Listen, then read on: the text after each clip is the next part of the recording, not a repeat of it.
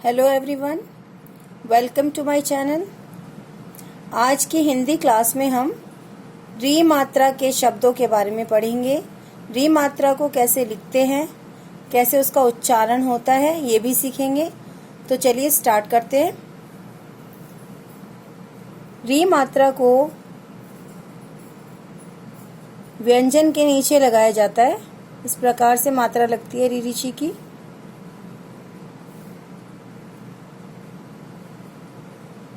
अब हम कुछ शब्दों की सहायता से इस मात्रा को समझने की कोशिश करते हैं।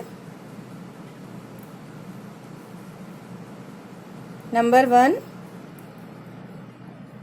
क पे री की मात्रा क्री।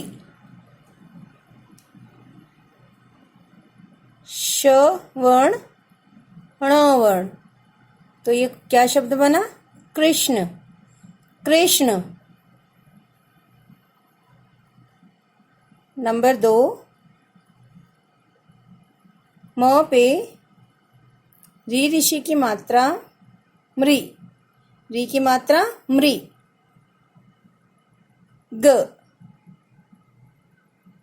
मृग। नंबर 3, ग पे री की मात्रा ग्री।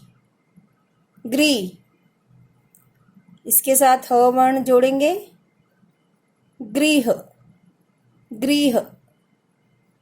नंबर 4, व पे री की मात्रा व्री।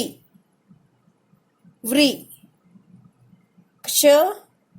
क्ष वर्ण इसके साथ जोड़ेंगे, वृक्ष।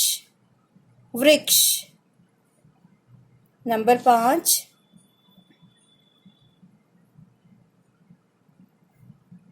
न पे री की मात्रा नृ। नृ। प वर्ण जोड़ेंगे, नृप। नृप।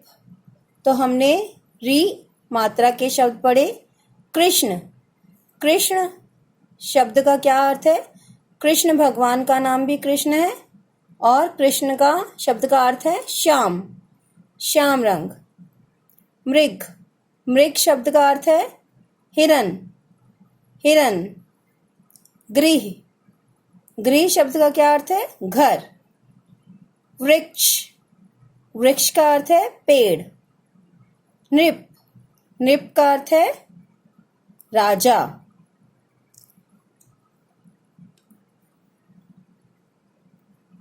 बहुत से बच्चे री री और री में कंफ्यूज हो जाते हैं कि कौन सी मात्रा कहाँ लगेगी। तो देखिए बेटा, री री जब हम बोलते हैं तो हमारी जीवा घर्षण करती है एक से ज्यादा बार, 2-3 बार घर्षण करती है। लेकिन री बोलते हैं तो एक ही बार घर्षण करती है। और री ऋषि की जो मात्रा है, री की मात्रा है, वो तत्सम शब्दों में यानी संस्कृत निष्ठ जो शब्द होते हैं वहां इसका प्रयोग किया जाता है। और री मात्रा, जैसा कि हम सब जानते हैं, हमारी हिंदी भाषा में बहुत सारे शब्दों का समावेश है। जैसे उर्दू, देशी, विदेशी, बहुत सारे ऐसे शब्दों को हम लिखते हैं, बोलते हैं हिंदी भाषा में। उन शब्दों को री से, जैसे कि हम शब्दों की सहायता से समझते हैं। पहला शब्द देखिए, जैसे कि पहला शब्द है रिहा। रिहा शब्द संस्कृत निष्ठ शब्द नहीं है, इसलिए यहाँ पे हम इसको री हाँ ऐसे नहीं लिखेंगे, क्योंकि ये उर्दू का शब्द है, इसीलिए इसको हम इस प्रकार से लिखेंगे। अब दूसरा शब्द देखिए,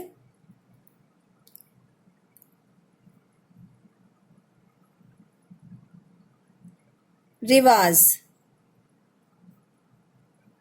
रिवाज। ये भी उर्दू का शब्द है। क्योंकि हम संस्कृत निष्ठ शब्दों में ही री का प्रयोग करते हैं, इसलिए इसमें भी हम री का प्रयोग नहीं करेंगे। अगर हम ऐसे लिखेंगे रिवाज तो ये गलत होगा।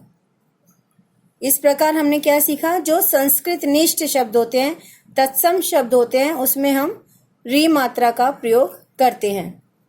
अब एक वर्कशीट के द्वारा हम आसानी से इसे समझने का प्रयास करते हैं।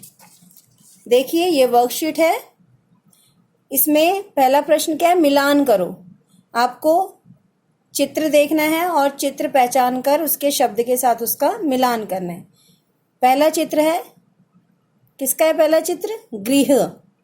तो गृह यहाँ लिखा है, गृह के साथ इसको मिला देंगे।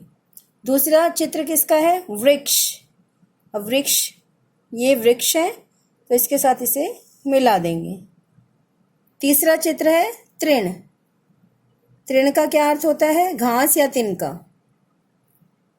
कृपाण, कृपाण का क्या अर्थ है, तलवार। तो इस चित्र से इसको मिला देंगे।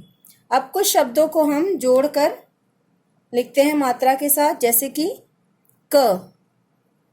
क पे री मात्रा, श, फिर क। कृषक, कृषक। कृषक शब्द का क्या अर्थ है, किसान। अब यहाँ घ, री मात्रा, त।